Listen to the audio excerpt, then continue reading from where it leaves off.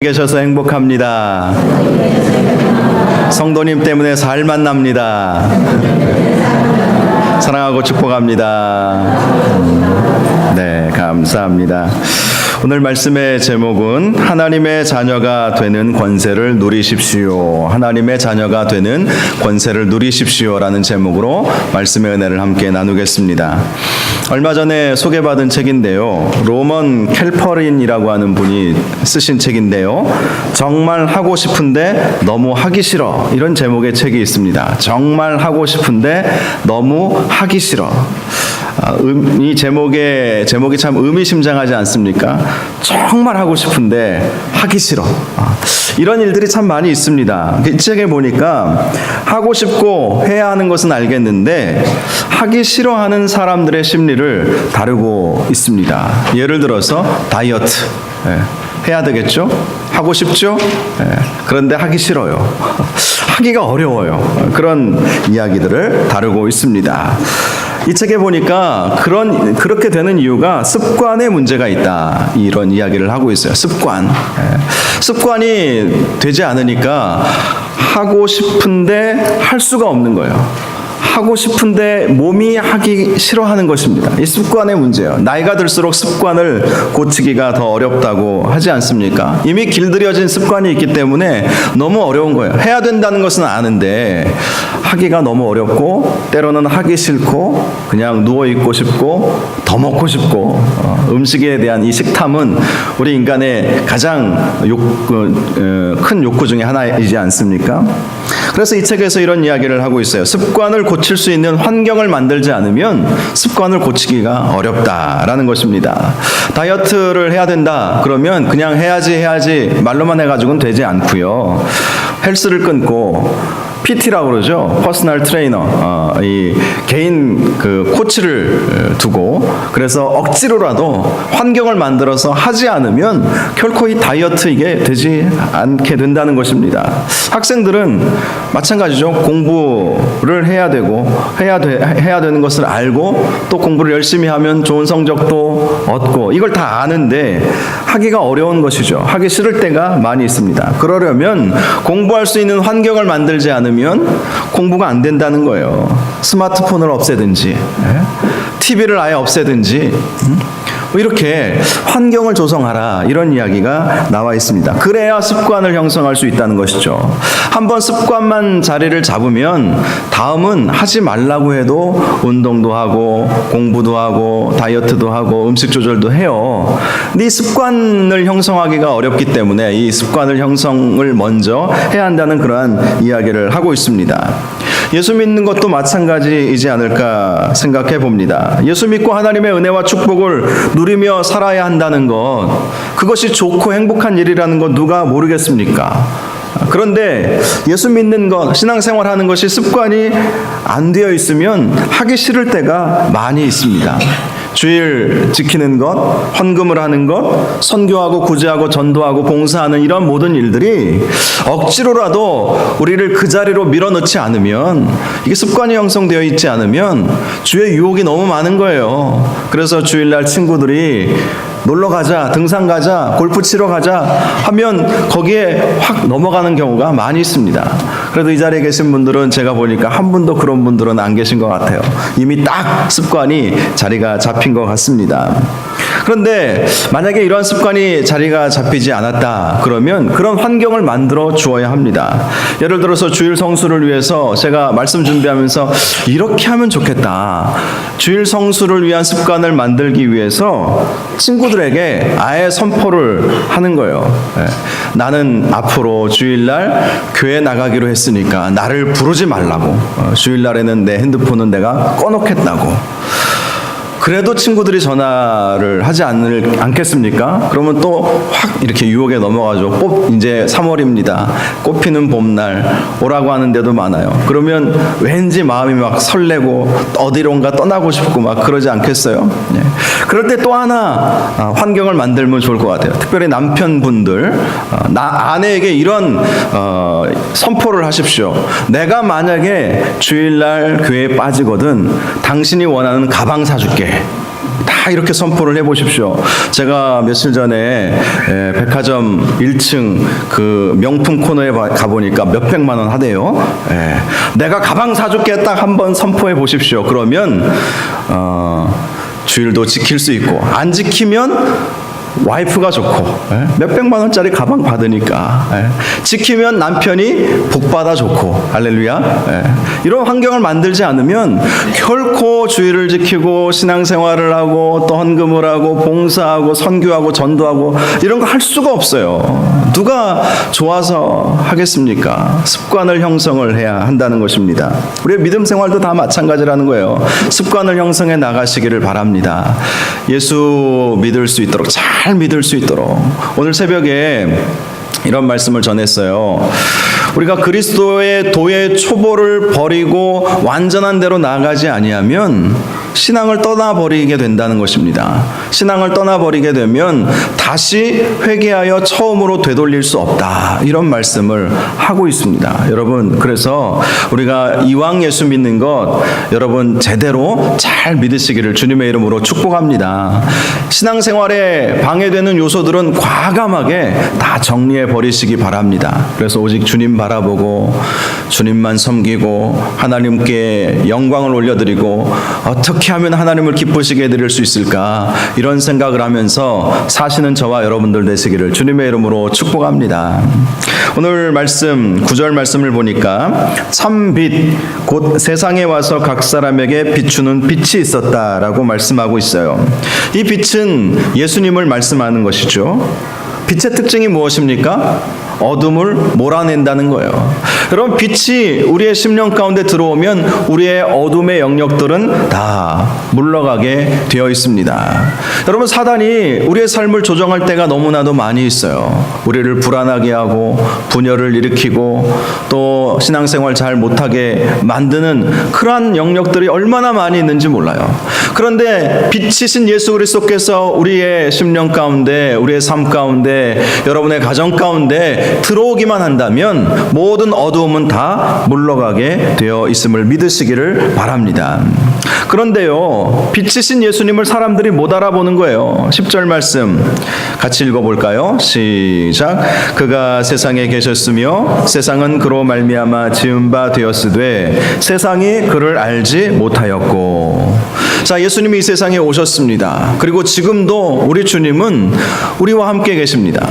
그런데 세상이 주님에 의해서 지음 받았음에도 불구하고 세상이 주님을 알지 못하고 있다는 거예요. 빛이 비추이고 있는데 그걸 모른다는 거예요. 너무나도 아둔한 것이죠. 빛을 어떻게 못 알아볼 수가 있겠습니까? 어둠의 자식으로 어두움의 삶을 살았던 우리에게 빛이 비추어졌는데 빛을 빛으로 못 알아보는 거예요. 어떻게 하면 그럴 수 있을까? 어떻게 하면 그럴 수 있을까? 이거는 제가 이 말씀을 묵상을 해보았습니다. 그러면서 이런 생각이 들었어요. 잘못된 빛을 빛으로 알고 있구나. 잘못된 빛을 빛으로 알고 있는 거예요. 여러분, 정육점에 가면 그 진열장에 빛이 비추어지죠. 어떤 빛입니까? 불그스름한 그런 빛을 비추고 있어요. 빛은 빛인데 제대로 빛을 비추는 빛이 사실은 아니죠. 왜 불그스름한 그러한 빛을 비추고 있는지 아십니까? 고기가 신선한지 아닌지 헷갈리게 만들려고 그렇게 하는 거예요. 모르셨죠? 아시는 분들은 아실 거예요. 그래서 사람들이 신선한 줄 알고 사가면 나중에 보면 신선하지 않은 것을 우리가 사갈 수가 있죠.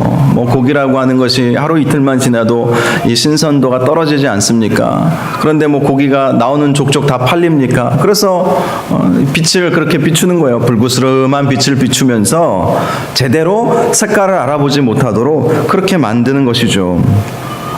여러분, 실제로 많은 사람들이 빛이 아닌 것을 빛으로 생각하면서 살 때가 있어요. 어떤 사람은 과학을 빛으로 믿고 삽니다. 과학의 빛을 비추면 모든 것이 밝히 드러나 보인다고 생각을 하는 거예요. 과학을 연구하고 학문을 연구하다 보면 진리가 드러난다고 생각을 합니다. 어떤 사람은 철학, 인문학 이런 학문을 통해서 빛을 비추일 수 있다고 그렇게 생각을 하는 것입니다. 그것을 통해서 진리를 알게 되고 그것을 통해서 성공도 우리가 할 수 있다. 그렇게 사람들이 생각을 하고 있습니다.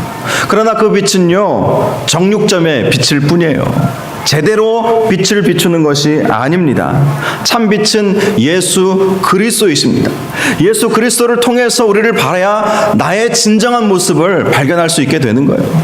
예수님을 통해서 나를 볼 수 있어야 돼요. 예수님은 참 빛이시기 때문에 그 빛이 비추어져야 나의 본 모습을 볼 수가 있습니다. 그런데 사람들은 잘못된 빛을 비추면서 자기 자신을 깨닫지 못하는 것이죠. 빛이 이 세상에 오셨음에도 불구하고 그 빛이 아니라고 생각을 하는 거예요. 그리고 헛된 빛, 잘못된 빛, 정육점의 불그스름한 그런 빛을 비추면서 안도하고 있는 것이죠. 그러나 결코 그 빛은 참 빛이 아니라는 것입니다.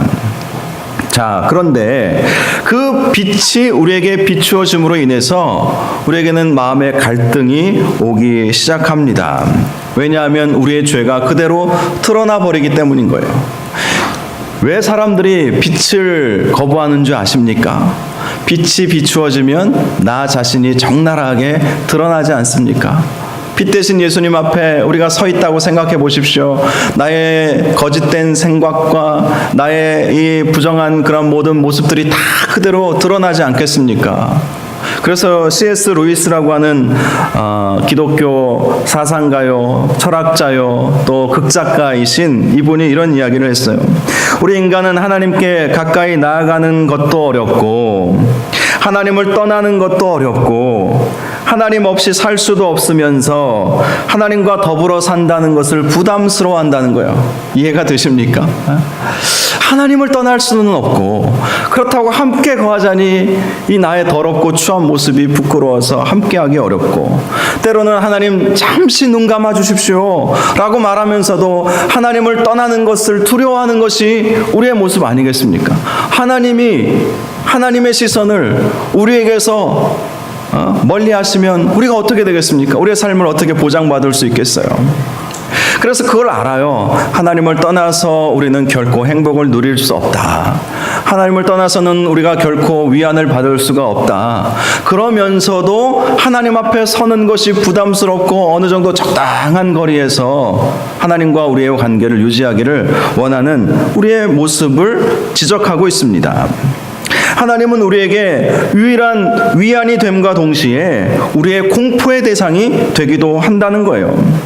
하나님은 우리에게 너무나도 필요한 존재임과 동시에 제일 먼저 도망가고 싶은 존재일 때가 있다는 것입니다. 그것이 빛 앞에서 우리의 모습이라는 것입니다. 빛 대신 예수님 앞에서 우리를 비추어 보니까 우리의 어둠의 영역들이 드러나서 이 어둠의 영역이 깨끗이 씻김을 받고 어둠의 영역들이 물러가니까 좋은 반면에 하나님 앞에 우리의 죄악된 모습들이 드러나니까 부끄럽고 도망가고 싶어하는 것이 우리의 현존, 실존이라는 것입니다. 여러분, 그래서 11절에 이런 말씀을 하는 것입니다. 자기 땅에 오매 자기 백성이 영접하지 아니하였다. 그래요. 하나님이 당신의 아들 예수 그리스도를 우리에게 보내주시고 빛으로 우리에게 임하셨는데 사람들이 그 빛 대신 예수님을 거절하는 것이죠. 부담스럽다는 것이죠. 그래서 이 땅에 오셨음에도 불구하고 자기 백성이 영접하지 아니하였다고 말씀하고 있습니다. 이 세상은 하나님이 예수 그리스도를 통해서 창조하신 땅입니다. 예수님은 말씀이시기 때문에 말씀으로 세상을 창조하셨다고 하지 않으셨습니까? 그래서 사실은 예수님께서 이 세상을 창조하신 것입니다. 예수님이 이 세상을 창조하셨는데 주인 되신 예수님이 이 세상에 오셨는데 영접하지 않았다는 것입니다. 복음서 말씀을 보니까 제사장과 서기관들과 바리새인들이 예수님이 오셔서 참 진리의 말씀을 선포하셨죠. 그리고 그들의 죄악을 낱낱이 드러내 보이셨습니다. 그러니 그 예수님 앞에서 회개하고 다시금 돌아보고 자기 자신을 돌아보고 믿음을 다시 한번 점검할 생각은 하지 아니하고 그 빛 대신 예수님을 죽이려고 마음을 먹게 된 것입니다. 여러분, 우리가 빛 대신 예수님을 믿는 것은 사실 참으로 어려운 일입니다. 가까이 가고 싶다가도 도망가고 싶고 멀리 떠나버리면 안 된다는 것을 알면서도 더불어 함께 거하기는 참으로 불편한 분, 그분이 하나님으로 우리가 인식하고 있기 때문입니다. 문제는 이 죄의 문제만 해결하면 다 되는데, 빛이 비추어질 때 죄가 드러나니까 이 죄의 문제만 해결하면 다 해결되어 버리는데, 우리가 죄 짓고 살지 않는다는 것이 쉬운 일이 아니라는 것입니다. 누가 죄 없는 사람이 있겠습니까? 아무도 죄 없는 사람이 없어요. 그래서 예수님께서 이런 말씀을 해주시는 거예요. 오늘 본문 12절 말씀을 보니까 영접하는 자, 곧 그 이름을 믿는 자들에게는 하나님의 자녀가 되는 권세를 주셨으니. 너무나도 놀라운 복음입니다. 죄 짓지 않는 자, 그가 하나님의 자녀가 되는 권세를 받은 것이 아니라 영접하는 자가 하나님의 자녀가 되는 권세를 받았다는 것입니다. 우리는 빛이 비추어짐으로 죄가 드러나서 멸망받을 존재였고, 하나님 앞에서 이러지도 저러지도 못하는 존재 아니었겠습니까? 하나님을 떠나서는 결코 살 수 없는 존재였지만 가까이 하기 어려워하는 저와 여러분들에게 하나님께서 말씀해 주시는 거예요. 영접하는 자, 곧 그 이름을 믿는 자들에게 하나님의 자녀가 되는 권세를 주셨다라는 것입니다. 하나님의 자녀가 되는 권세. 하나님의 자녀는요, 담대하게 하나님 앞에 나아갈 수 있잖아요. 여러분, 어느 집에서 자식이 있어요. 그런데 배를 누릅니다. 그러면서 아빠에게 말하는 거예요. 제가 들어가도 될까요? 집에 들어가도 될까요? 그렇게 말하는 자식이 세상에 어디 있어요? 들어가고 싶기도 하고 들어가면 안 될 것 같기도 하고 어정쩡하게 그렇게 서 있는 자녀가 세상에 어디 있습니까? 안방도 벌컥 그냥 열고 들어오잖아요, 우리 자식들은. 여러분, 그게 자식의 권세예요. 그냥 들어가는 거죠. 하나님이 계신 곳에는 담대하게 들어가는 거예요. 우리가 죄가 있음에도 불구하고 예수님께서 이 죄의 문제를 해결해 주셨다는 것입니다. 그래서 영접하는 자, 그 이름을 믿는 자들에게는 하나님의 자녀가 되는 또 놀라운 축복을 우리에게 주셨다는 거예요. 그래서 여러분, 복 중의 복은 예수 믿어 구원받은 복임을 믿으시기 바랍니다. 하나님의 자녀가 되는 권세를 받은 것만큼 놀라운 축복이 어디 있겠어요? 여러분, 복이라고 하는 것은 상대적이죠. 내가 복이 얼마나 있는지 모르면 다른 사람을 보고 부러워해요. 그런데 저는요, 아무리 억만금을 가져다 줘도 또 억만금을 가지고 있는 사람들을 보아도 부럽지가 않아요. 왜? 나는 하나님의 자녀이기 때문에, 만왕의 왕이신 그분이 나의 아버지이시기 때문에 결코 부럽지가 않습니다. 억만금을 가져다 준다 할지라도 이 하나님의 자녀의 권세를 어떻게 제가 누구에게 넘길 수 있겠습니까? 이 권세를 어떻게 포기할 수 있겠습니까? 여러분, 세상의 것은요, 있다가도 없어지는 것이죠. 제가 전에 섬기던 교회에서 한 분이 저에게 이런 말씀을 하시더라고요. 목사님, 모으기는 어려워도 날아가는 것은 한 방입니다. 모으는 것은 힘들게 사업해서 모았는데 날아가는 것은 한 방에 날아가 버렸다는 거예요.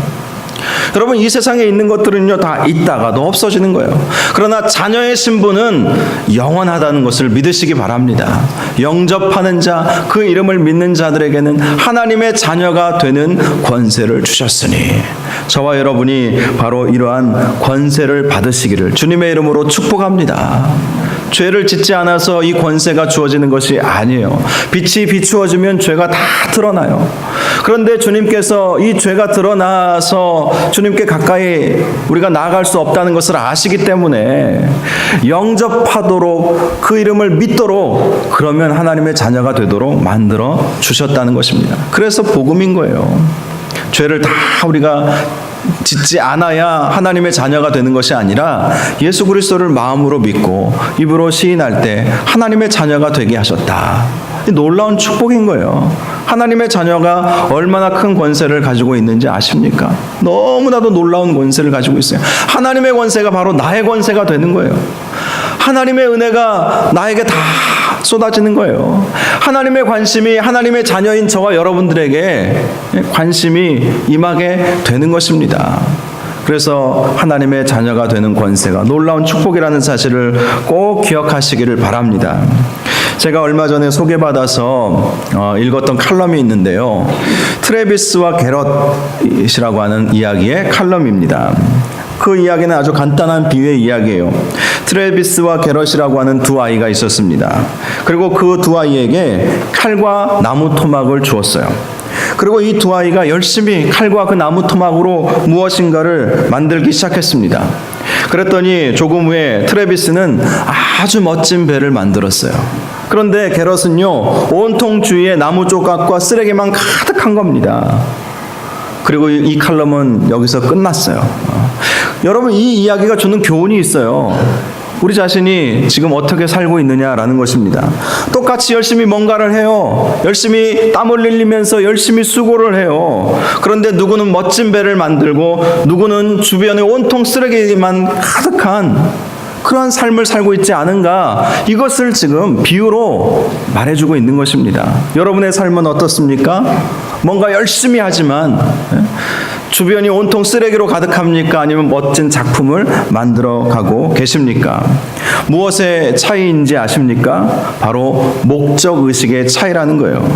배를 만들겠다라는 목적을 가진 사람은 멋진 작품을, 멋지진 않더라도 그럴듯한 작품을 만들 수 있게 됩니다. 그런데 그런 의식 없이 뭔가 열심히 하긴 하는데 결국 나온 것은 뭡니까?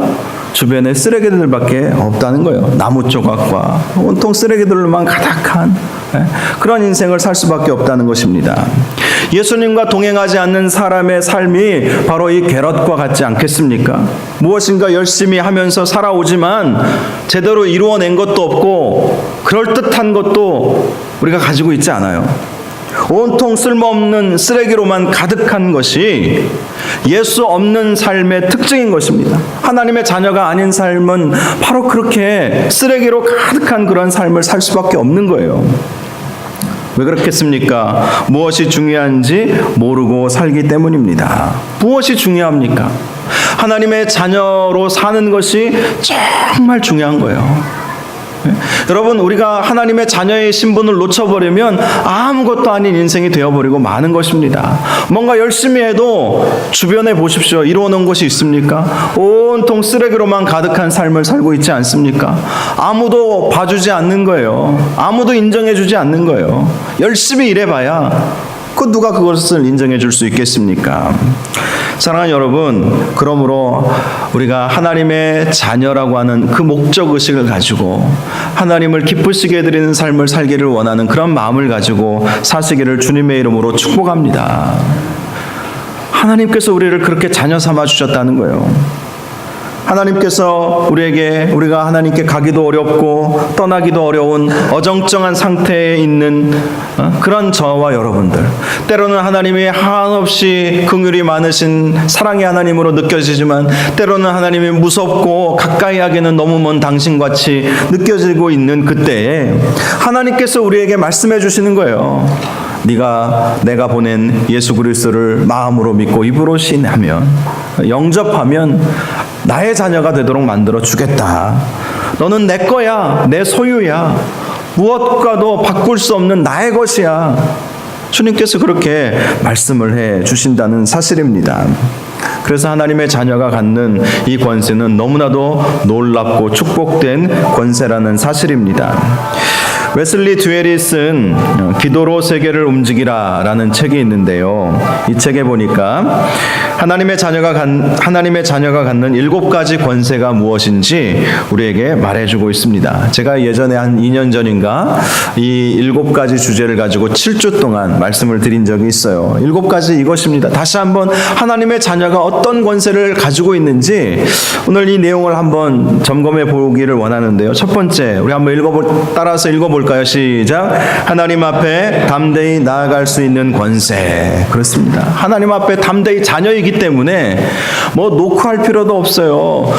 집 앞에서 들어가도 됩니까? 배를 누를 필요도 없어요. 비밀번호 띡띡띡띡 요즘에는 얼마나 좋습니까? 띡띡띡띡 누르고 그냥 들어가면 되는 거예요. 하나님 앞에 담대히 나아갈 수 있는 권세가 하나님의 자녀에게 주어진 권세입니다. 두 번째는요, 읽어보죠. 시작. 하나님의 일에 협력할 수 있는 권세. 하나님의 일에 협력을 한다. 여러분, 이것은 하나님께서 우리에게 복을 주시기 위한 방법입니다. 하나님은 힘이 없으신 분이 아니세요. 그런데 우리에게 일을 맡기시죠. 요즘에 일거리 없는 사람들이 얼마나 많습니까? 뭐라도 시켜만 주십시오.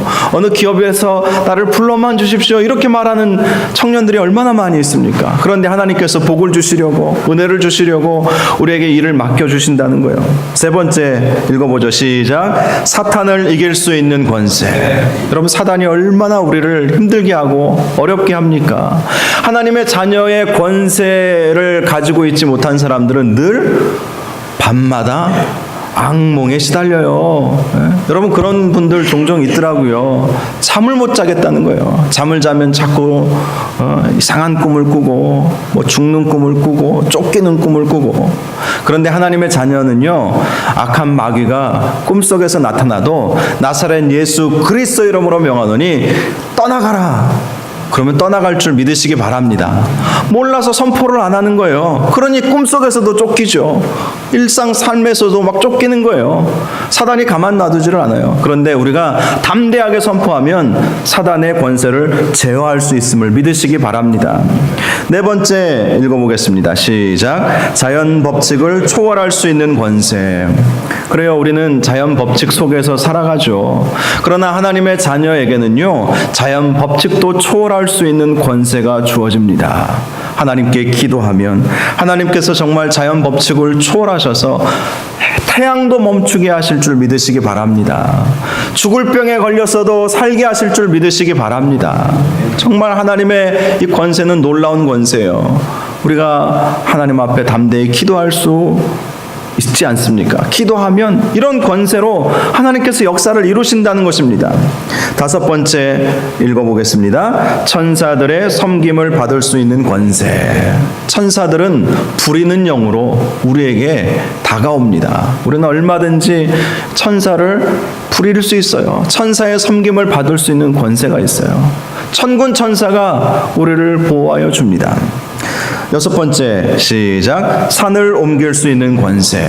산을 옮길 수 있는, 산이라고 하는 것은 우리의 힘으로는 어찌할 수 없는 그런 문제, 시험, 환난, 어려움들을 상징하는 것입니다.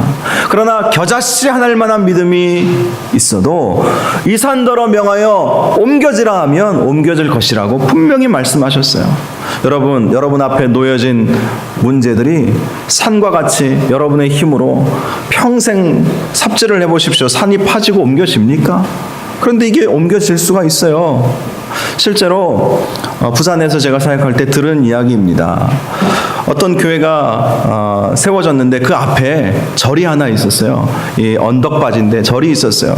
그런데 교회가 세워지니까 그 절에서 얼마나 핍박이 심한지 절에서도 방송으로 막 목탁 두들기고 그러잖아요. 교회 쪽으로 확성기를 대고 막 목탁을 두들기고 막 연부를 외우고 막 그러는 거예요. 그때 교회 성도들이 주여 저 언덕바지에 있는 저를 어떻게 좀 해주십시오. 어떻게 해주십시오. 산을 좀 옮겨달라고. 그랬더니 재개발이 돼가지고 그 산이 파져버린 거예요. 그리고 그 절은 멀리 떠나가 버렸다고 합니다. 할렐루야. 이런 역사가 일어난다니까요. 산도 옮겨진다니까요. 기도하면. 그 권세가 우리에게 주어졌다고 말씀하고 있어요. 마지막으로 일곱 번째, 시작. 축복할 수 있는 권세. 우리의 말에 능력이 있습니다. 우리는 하나님의 형상으로 지음을 받았어요. 하나님은 말씀으로 이 세상을 창조하셨어요. 그래서 하나님의 형상을 받은 우리에게도 말의 권세가 있어요. 축복의 권세가 있어요. 많이 축복하시기 바랍니다. 자녀들을 축복하시고 또 이웃들을 축복하시고 성도들을 축복하시기 바랍니다. 축복하면 축복한 대로 그대로 이루어지게 될 줄 믿으시기 바랍니다. 이런 권세들이 우리에게 있다는 거예요. 이런 권세의 목록을 보면서 여러분 어떤 생각이 드십니까? 여러분 이런 권세가 나에게 있는데 여러분 그 권세를 누구에게 팔아 넘기시겠습니까? 이런 놀라운 축복이 우리에게 있는데 잠시 나에게 좀 어려움이 있다고, 재정적인 어려움이 있다고 이 권세를 포기하시겠습니까? 너무 안타까운 일들이 주위에 많이 있어요. 조금만 어려워도 하나님을 떠나는 거예요. 조금만 힘들어도 교회를 떠나가는 거예요. 이 놀라운 축복의 권세가 우리에게 있는데 여러분 복이 무엇인지 모르니까 이런 일들이 벌어지는 것 아니겠습니까? 하나님의 자녀가 되면 여러분 돈이 뭡니까? 돈 이상의 것을 우리가 얻게 되는 것 아니겠습니까? 지금 말씀드린 이 7가지 권세 이거 외에도 더 많이 있어요. 이 책에 나와 있는 기도로 세계를 움직이라라고 하는 이 책에 나와 있는 이 선교사님이 쓰신 자기가 경험한 하나님의 권세를 말씀드리고 있을 뿐이에요. 더 놀라운 권세들이 하나님의 자녀에게는 주어지게 된다는 사실을 믿으시기 바랍니다. 여러분 우리는 참 복을 가진 사람들이에요. 하나님의 은혜가 우리 가운데 넘치게 된다는 사실을 믿으시기 바랍니다. 13절 말씀을 보니까 이는 혈통으로나 육정으로나 사람의 뜻으로 나지 아니하고 오직 하나님께로부터 난 자들이니라. 인간의 노력으로 하나님의 자녀가 되지 않았다는 말씀인 것입니다. 우리가 노력한다고 해서 하나님의 자녀가 되고 노력하지 않는다고 해서 하나님의 자녀가 안 되는 것이 아니라는 거예요. 하나님의 자녀가 되는 것은 오직 하나님께로부터 나왔다라고 말씀하고 있어요. 이것을 예정이라고 말하는 것이죠. 지난 수요일날 바이블 칼리지 시간에 작정, 예정, 섭리에 대해서 함께 말씀을 나누었는데요. 여러분 작정, 예정 이 부분을 다루면서 이런 질문을 제가 했어요. 왜 하나님은 구원받을 사람을 이렇게 작정해 놓으셨을까? 좀 우리 스스로 노력한 사람들이 좀 구원을 받을 수 있으면 하나님 공평하신 하나님이시지 않겠습니까? 열심히 노력하면 구원을 받고 열심히 노력 안 하면 지옥에 가는 거. 그런데 희한하죠? 하나님은 이미 정해 놓으셨다는 거예요. 구원받을 사람을 이미 정해 놓으셨다고 말씀하고 있어요. 그렇다 보니까 이런 질문이 가능한 거예요. 아니 그러면 누구는 지옥 보내고 누구는 천국 가게 하십니까? 세상에 이렇게 불공평한 분이 어디 있습니까? 이런 질문이 나오지 않겠습니까? 저는 그런 질문이 나오더라고요. 자, 예정되어 있는데 누구는 천국 가게 예정해 놓으시고 누구는 지옥 가게 예정해 놓으셨다. 그런데 여러분 우리가 잘못 알고 있는 것이 있어요. 어떤 중립적인 상태에 있었다면 그 생각이 맞아요. 어떤 중립적인 상황 속에 있는데 하는 거 봐서 천국 보내고 지옥 보낸다. 아니면 내가 어떤 중립적에 있는 그런 사람들을 내가 골라서 누구는 천국 가게 하고 누구는 지옥으로 떨어뜨린다. 이러면 하나님 정말 불공평한 하나님이시겠죠. 그런데요, 우리가 본래 어떤 상태인지 아십니까? 지옥 구덩이에 떨어져 있어야 할 상태예요. 이미 지옥 바닥 끝까지 우리가 간 사람들이에요. 그런데 그 중에 며칠 예정하셔서 하나님께서 작정하셔서 끌어올리시는 것입니다. 그러니 축복 아니겠어요? 그러니 내가 왜 지옥 갑니까? 누구는 천국 보내고 라고 말할 자격이 없어요. 어차피 가만 놔두면 지옥 갈 사람들이에요. 저와 여러분이 다 그랬다는 거예요. 그런데 이 자리에 앉아 있다는 것은요, 하나님께서 지옥 바닥에서 끌어올려 주셨다는 사실이라는 것입니다. 믿으시기 바랍니다. 그래서 감사한 거예요. 이거 외에 더 큰 축복이 어디 있겠습니까? 우리 인생은 100세 시대라 해도 우리가 곧 죽지 않습니까? 시간은 금방 흘러가요. 벌써 3월이에요. 송구영신 예배 며칠 전에 드린 것 같은데 얼마나 시간이 빨리 가는지 몰라요. 제가 미국에서 한참 막 공부하고 막 그랬던 게 지금 따져보니까 거의 20년 전 얘기예요. 세상에나. 몇 년 전에 제가 미국 가서 공부하고 온 것 같거든요. 20년 전 얘기예요. 20년 전. 이제는 미국 얘기 할 필요도 없겠어요. 한참 옛날에 뭐 경험했던 거가 자꾸 뭐 얘기할 필요 뭐가 있나. 지금 미국도 다 바뀌어버렸더라고요. 제가 살던 동네도 다 분위기 바뀌고 최근에 들어오신 목사님 얘기 들어보니까 전에 살던 그때가 아니랍니다. 그런데 옛날 얘기만 저도 하고 있죠. 사실은. 시간이 얼마나 빨리 지나가는지 몰라요. 그러나 여러분 앞으로 영원이라고 하는 시간이 있어요. 그 시간에 우리가 어디에서 살게 되겠습니까? 천국에서 살게 됨을 믿으시기 바랍니다. 이 천국에서 살게 되는 것은 하나님의 자녀에게만 주어지는 권세예요. 축복이에요. 세상에서 돈 좀 못 벌어도 걱정하지 마세요. 세상에서 좀 힘들고 어려워도 두려워하지 마시고 걱정하지 마세요. 우리에게는 영원한 천국이 보장되어 있습니다. 하나님의 자녀만 갈 수 있는 그 천국이 우리에게 보장되어 있음을 믿으시기 바랍니다. 그런데 뭐가 걱정입니까? 뭐가 두려우세요? 하나님의 자녀로의 축복이 있음을 항상 믿고 사시기를 주님의 이름으로 축복합니다. 마지막 14절 말씀, 우리는 항상 이런 고백을 올려드리기를 원하는데요. 같이 말씀을 읽어보겠습니다. 시작. 말씀이 육신이 되어 우리 가운데 거하심에 우리가 그의 영광을 보니 아버지의 독생자의 영광이요 은혜와 진리가 충만하더라. 아버지의 영광을 바라보시는 저와 여러분들 되시기 바랍니다. 아버지의 영광, 아버지의 독생자의 영광이요 은혜와 진리가 충만하더라. 저와 여러분이 정말 은혜와 진리가 충만한 그러한 복된 삶을 사시기를 주님의 이름으로 축원합니다. 하나님의 자녀만이 누릴 수 있는 축복이에요. 하나님의 자녀만이. 저와 여러분 정말 하나님의 자녀로 영접하는 자, 곧 그를 믿는 자마다 영생을 얻게 된다는 것, 하나님의 자녀가 되는 권세가 임하게 된다는 것을 기억하시고 주님 잘 믿으시기를 주님의 이름으로 축원합니다. 우리 이 시간 함께 찬양 하나 같이 부르기를 원하는데요.